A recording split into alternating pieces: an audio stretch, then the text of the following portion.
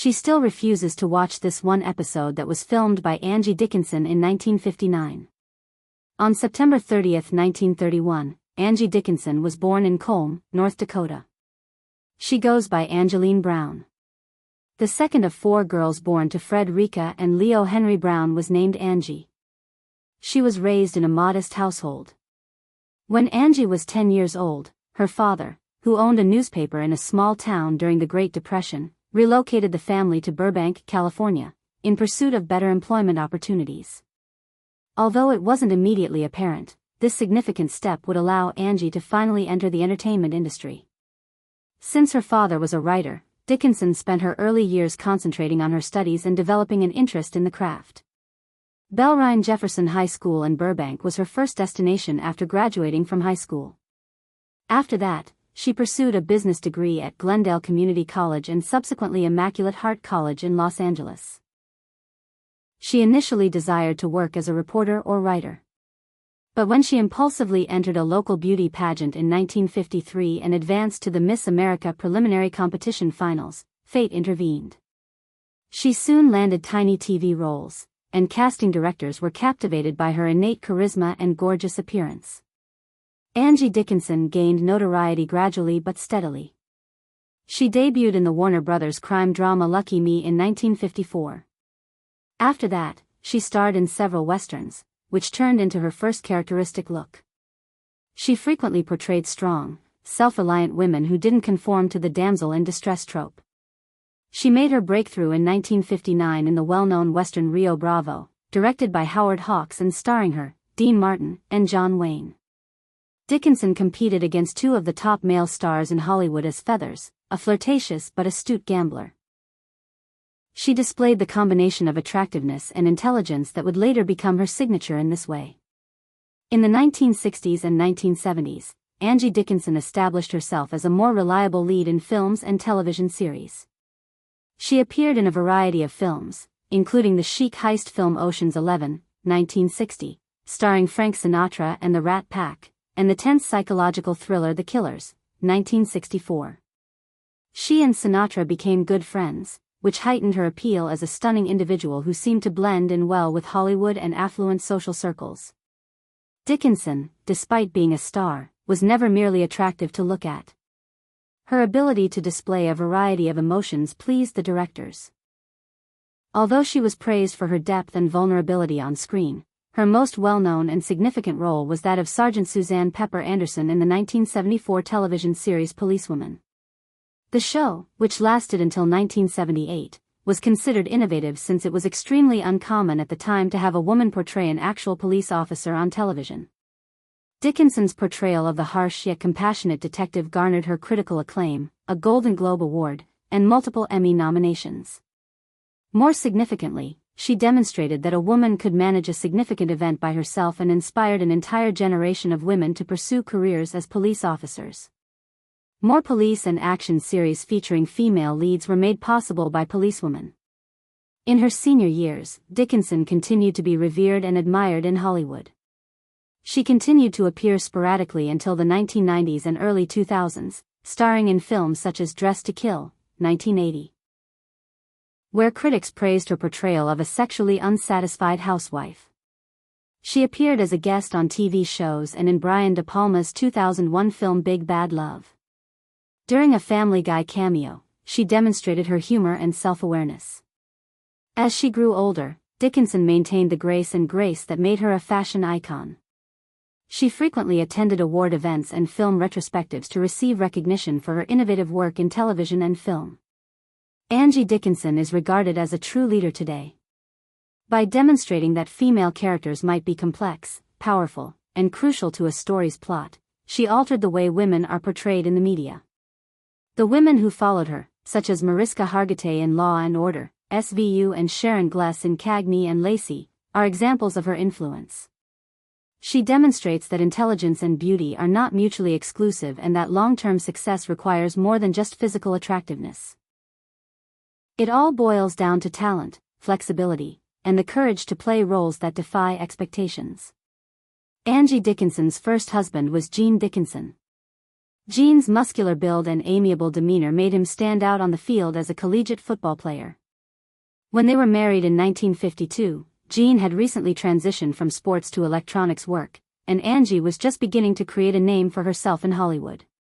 Despite being a lovely young couple in the 1950s, their relationship suffered when Dickinson's notoriety rapidly increased. They ultimately divorced in 1956, just 4 years into their marriage.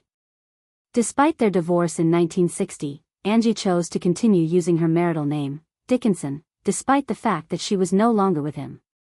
Her married name was already strongly associated with her expanding TV and film career by that point. That is the name that people in the entertainment industry would learn.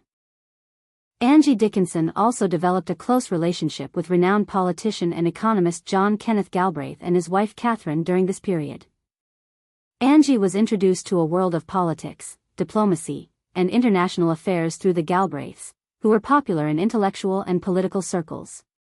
She visited the Galbraiths' home because she was friends with them, and she later went on excursions that greatly improved her quality of life. The most significant fact is that Dickinson frequently accompanied the Galbraiths during John F. Kennedy's tenure as ambassador to India from 1961 to 1963. Kennedy. These trips and experiences are covered in great depth in Galbraith's memoirs, Ambassador's Journal, and A Life in Our Times. Dickinson is described as an intelligent, curious traveler who sincerely cared about the politics and cultures of the places she went, in addition to being a Hollywood celebrity. Dickinson's intelligence and curiosity, which aren't typically evident in a field that prioritizes appearances over intelligence, were further highlighted by these encounters. Dickinson's second marriage took place in 1965. This time, she wed Burt Bacharach, a well-known American singer and songwriter. Bacharach introduced the world to a realm of musical invention and creative genius. He was well known for composing numerous timeless tunes and collaborating with artists such as Dusty Springfield and Dionne Warwick. During that era, Dickinson and Bacharach were among the most well-known and talked-about couples. Time, People, and Life magazines frequently highlighted them. They were married for 16 years, which is a long period in show business, despite the fact that it wasn't always easy. The pair endured a period of separation near the end of their marriage, during which each of them sought love elsewhere. They were always united by something, and their relationship was strengthened by having a daughter. On July 12, 1966, Angie gave birth to Leah Nikki Bacharach, their only child. From an early age, Nikki displayed symptoms of autism, and they enjoyed calling her Nikki. However, the majority of people were ignorant of autism at the time, and the criteria for identifying it were still evolving. Her path was challenging on an emotional, medical, and practical level, and Dickinson and Bacharach dedicated their life to care for her.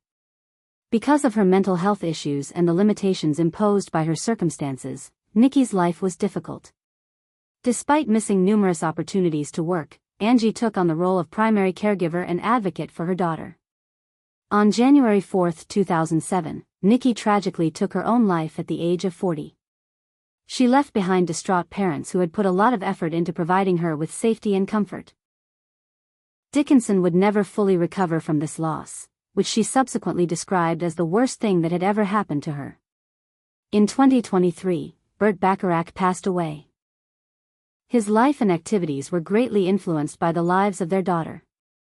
He left behind many complex family relationships and a wealth of music. In the 1980s, Billy Vera, a singer and composer and a new acquaintance, who is well known for his heartfelt hit song, At This Moment, started dating Angie. Their connection was more artistic and less serious. Dickinson actually appeared in the music video for the song, I Can Take Care of Myself, by Vera in 1981. In addition to being an actor, the video portrayed Angie as a strong, independent woman who didn't hesitate to embrace pop culture and her enduring appeal. Though brief, their time together was significant. Angie's re-entry into the entertainment industry, this time from a more contemporary perspective, was a turning point in her life. Dickinson began dating another celebrity later in the 1990s. It was Larry King, the well-known talk show presenter, this time. King was a well-known presenter of CNN's long-running chat show Larry King Live. His gravelly voice and straightforward approach to questioning were well known. Dickinson and King soon became one of the most talked about couples in the news after being spotted together at public gatherings. In their relationship, they respected and admired one another despite never getting married. King frequently complimented Angie on her intelligence, beauty, and vitality. His mix of humor and analytical writing style appealed to her.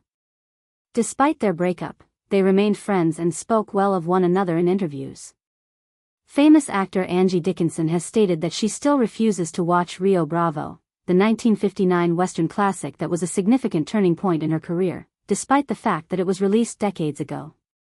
Rio Bravo holds a unique place in the hearts of many fans and is regarded by many as one of the most well-known westerns ever produced in Hollywood. Dickinson herself, however, is unable to see it for emotional and very personal reasons. She dislikes it because she feels bad about the role she performed as a young girl in the film and because it reminds her of her co-star, adolescent hero Ricky Nelson. Angie Dickinson was still a Hollywood rising star when she was cast in Rio Bravo. She had previously appeared in several small roles in TV series and B films, but Rio Bravo, which starred her opposite John Wayne and Dean Martin, was her first major role. Dickinson portrays Feathers, an ardent and endearing gambler who develops feelings for Wayne's sheriff John T. Chance. For an up-and-coming actor, sharing the screen with such well-known faces was both thrilling and frightening. Dickinson frequently questioned her acting abilities during the filming process, fearing that she would fall short of her talented co-stars. She still finds it difficult to see the film because of her long-held belief that her performance was rough and uneven.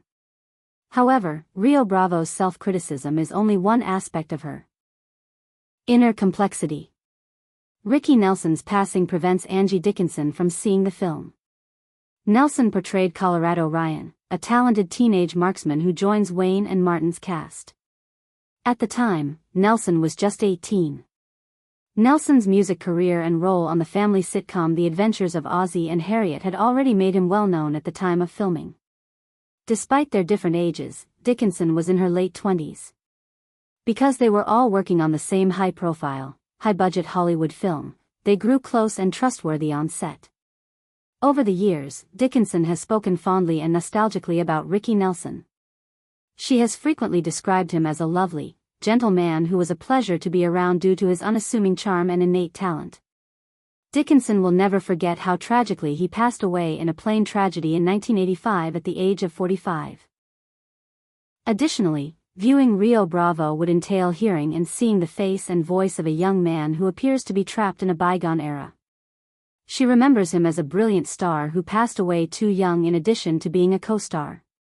Dickinson finds it unbearable to see Nelson again while he is young, innocent, and full of possibility since the hurt of that loss is still very much present. Rio Bravo is bittersweet for Dickinson because it depicts a period in her life and career that was marked by personal discovery, professional insecurity, and youthful hope. When you watch the film, you'll recall both the positive experiences she had working with icons like Dean Martin, John Wayne, and Howard Hawks, as well as the negative experiences she had as a young actress attempting to succeed in a male-dominated field. The experience is bittersweet because it reminds her of how far she's come and how much she's had to go through along the road, even though it set her up for future success. This indicates that Angie Dickinson feels comfortable putting Rio Bravo in the past, despite the fact that many people still consider it to be a classic Western. For her, it's more than just a film. It's a poignant time capsule that contains recollections of a young guy who passed away too soon, as well as private triumphs and unspoken fears. For that reason, she still avoids viewing that aspect of her life. The renowned actress Angie Dickinson, whose career lasted over 50 years, has now come out about Ricky Nelson, a name that evokes the heyday of rock and roll and the early days of television fame, after decades of solitary contemplation and protection. For many years, rumors and conjectures circulated over their connection. However, in order to preserve the singer's memory and her own reputation, Angie, who is renowned for being cautious and courteous, chose to keep the information private. She believes it is time to express her opinion and reveal the truth about their relationship and the mental health problems that arose throughout it, now that she is 93. For those who have long appreciated Angie's ability to remain composed in the midst of all the rumors in Hollywood, as well as for those who enjoy rock music and vintage Hollywood films, her decision to speak up is significant. Her statements demonstrate that she is very mature and has given them careful consideration. They depict a complicated era in which people's personal lives were significantly impacted by the demands of celebrity and the entertainment industry. She recalls how vibrant and charming Ricky Nelson was as a child. She was among the many people who loved him because of his genuine friendliness and ability to retain an audience's attention both on screen and in concert.